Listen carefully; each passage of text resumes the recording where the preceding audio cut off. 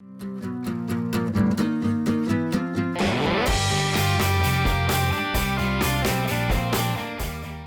everyone and welcome to Shelf Space. I'm your host, Roz13, and today we are looking at something different.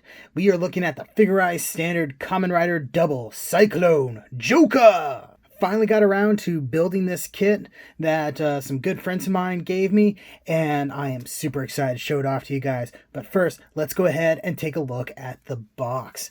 So, we got the Kamen Rider Double logo right up there, Figurized Standard logo, a Toei logo, Bandai logo. It says Kamen Rider Double Cyclone Joker. It says Bandai Spirits 2019, so this is a relatively recent kit. On the side, we have some painted photographs of what the kit looks like, showing all the different things it can do, including this ridiculous thing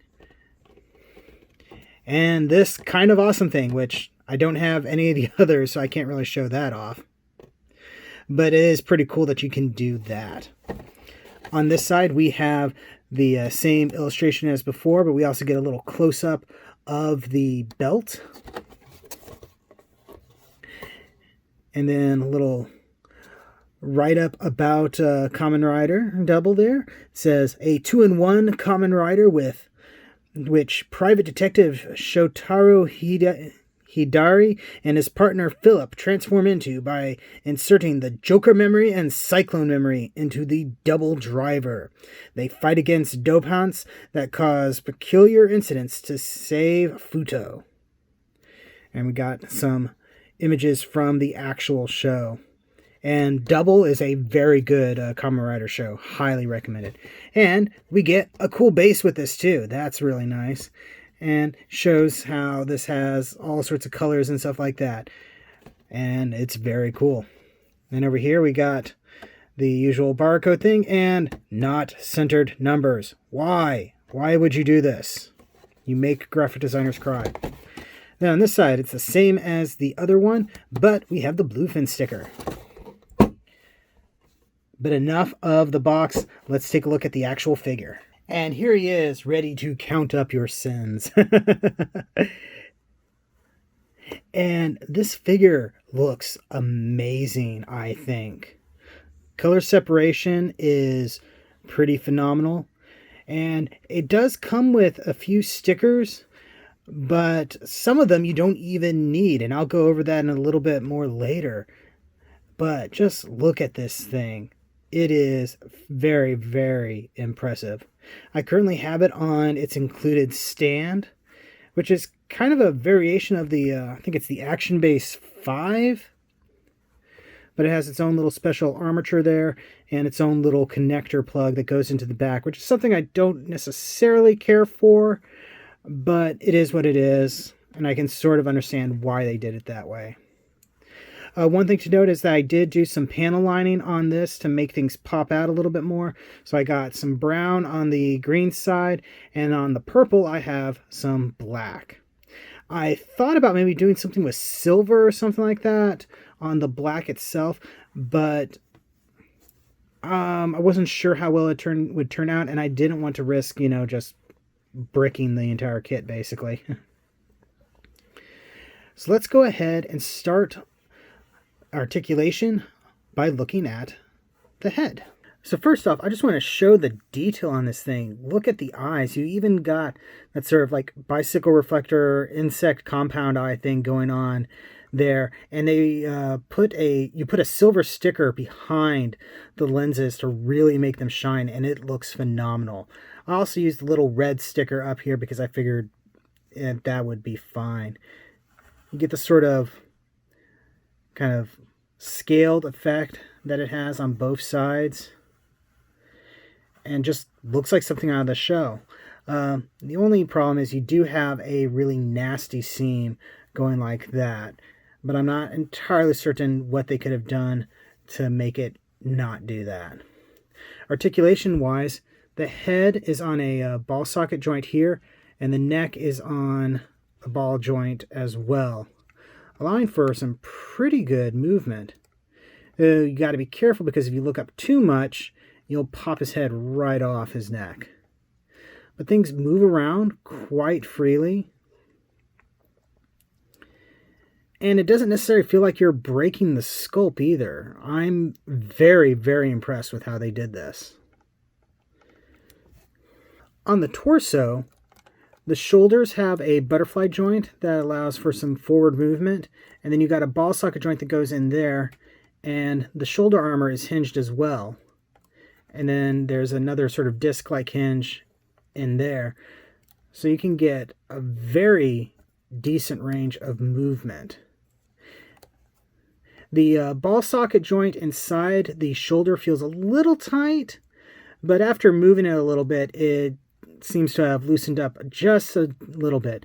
If I remember correctly, there aren't necessarily polycaps per se on this. I think maybe it used the little ball polycaps, but I may be wrong on that. The elbow is double jointed for nice bend there. And let's see, do you get a bicep swivel? You do get a bicep swivel. And you get a ball joint on the hand, which also allows for relatively easy hand swapping, which is good because you got a bunch of different hands. We'll get into that later though. On the torso itself, you have fairly decent ab crunch with a sort of ball joint here. And it does allow for some pretty decent articulation. And the waist should be, yeah, just getting to it is a little difficult. The belt is interfering a little bit, but you still get a fairly natural rotation. You will break the sculpt a little bit here, but I think that's actually somewhat accurate to how the suit on the show works. And an interesting detail, whoop, almost knocked the camera over there. Interesting detail on the belt here is that you can actually close it up and open it up. And I'm not going to do this because I'm worried I'm just going to lose them. These little memory things are removable. And I did use the sticker here and the sticker on the Gaia memories there. So you can actually, oh, I just took that thing off the stand. You know what, that's fine.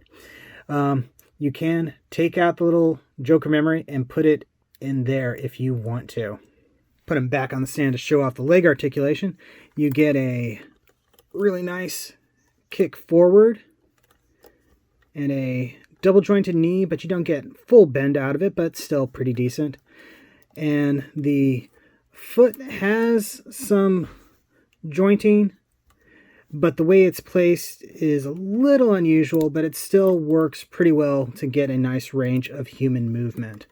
And you have a rotation up there at the hip. Let's see. And can't quite do full splits, but that's pretty decent. So yeah, articulation-wise, this figure is phenomenal.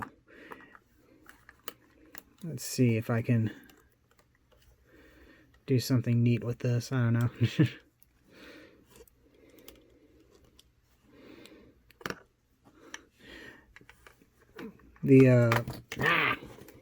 Fine. Maneuvering this thing is weird because I think you actually have to disassemble it in order to change the angle of things. At the very least, it feels like if I try to bend this thing too much, it's going to snap, and I don't want to do that. So if you want, you can get him into a nice rider kick.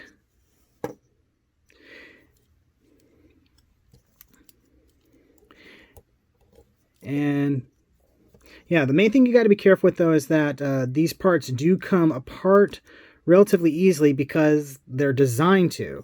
He's supposed to be able to be taken apart so you can assemble them in whatever version of Kamen Rider Double you want. Oh, yeah, he does have a cape here that flutters in the breeze. He's got this port in the back that doesn't get covered up, and that's a little bothersome to me, but whatever. But overall, amazing, amazing figure. Like I said before, he does have some stickers.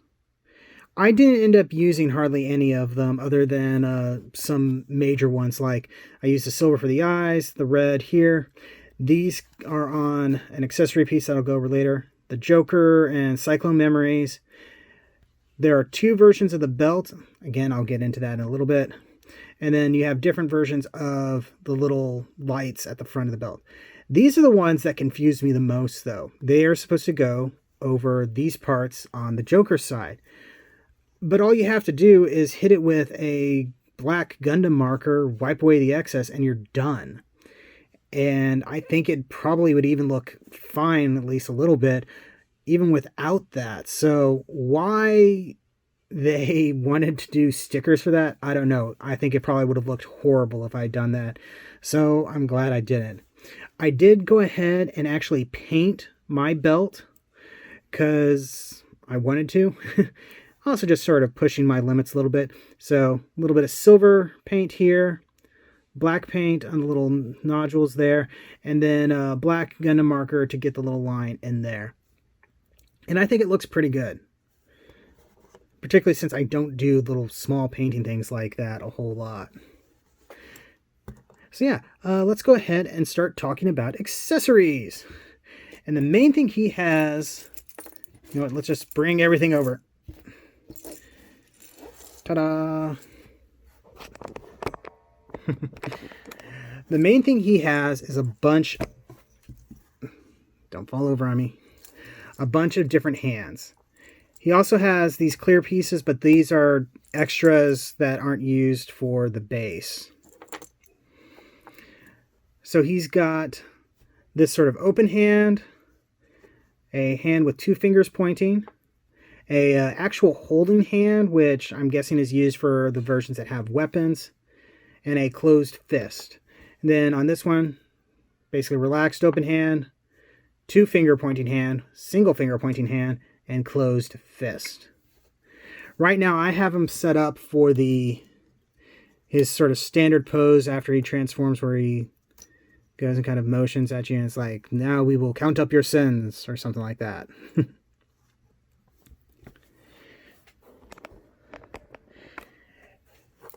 Now we also get another version of the belt, and that comes in part for this thing. As we saw in the box, he has this part that lets you disassemble him and reassemble him onto this, so you can do his special Joker limit break or whatever they called it. And truth be told, I'm never going to display him like that. I didn't think that special attack was cool looking when the show aired, and I certainly don't think it looks cool for this figure. So basically that's what it does. And it shows here how basically you just sort of take everything apart, reassemble it on there, and then shift it down and you attach it onto the stand. And I appreciate that they included it, but it's not for me. If you guys like it, more power to you. But that's not how I'm going to display my dude. For right now, I think actually he's mainly going to be displayed like this, because that's just super cool looking. He's probably going to go up on my Tokusatsu shelf with some of my Kamen Rider stuff, probably right behind the Ranger keys. So yeah, if you are a fan of Kamen Rider, I would highly recommend this. If you are a fan of interesting Plamo builds, I would recommend this thing. It didn't take me a whole lot of time to put together, and it's a very fun and satisfying build. So yeah, that's been a review. Thank you very much for watching. Don't forget to like, comment, subscribe, all that fun YouTube stuff. Check the description below for links to my storefront where you can get official shelf space t-shirts and more. And yeah, thank you again, and I'll see you the next time you invade my shelf space.